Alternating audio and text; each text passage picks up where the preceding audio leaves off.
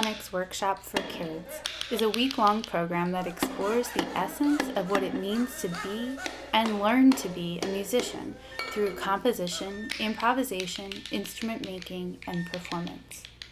Using activities inspired by composers John Cage, Cornelius Cardew, John Zorn, Arnold Schoenberg, and more, we're able to dive into complex concepts like listening and abstracting sound into notation, while avoiding economic or knowledge barriers that traditional Western instruments and notation can present. At the end of the week, students leave with tools to create their own music and to listen with open, adventurous ears. I kind of like finding out that kazoots don't always have to make the sharp sound. It can make like smooth sounds like I found out. A composer is someone that makes music, that writes it down and tries to make music with sounds. Are you guys composers? Yes. What do you think, Luke? Are you a composer? Mm-hmm. Yeah. Pretty much anybody can be a composer. Yeah. Pretty much anybody can be a composer. Well, let's see. Are you a musician? Yes. And why? How? Because I make sound. I make sound, I listen to sound, I write sound, I make sound. Okay. So every day during NewSonics, we wrote a piece. And so we're going to hear some examples of the pieces we wrote right now. So Luke is going to play his graphic score. So I'm going to get your graphic score piece. And get out your instruments that you need. I'll show them.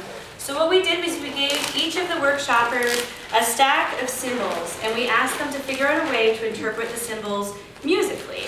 And then they glued them on their paper in the order that they were going to play them. And they got to choose what instrument they were going to use. So they could choose to use more than one instrument if they wanted. And Luke, what instrument did you choose to use? The kazoo. The kazoo. All right, so we're going to hear Luke's graphic score piece. And we're all going to be quiet.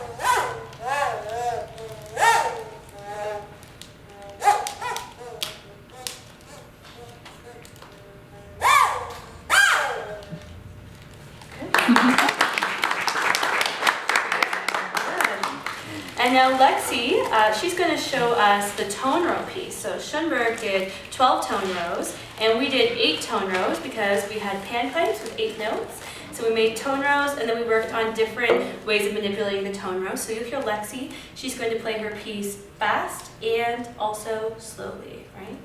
All right.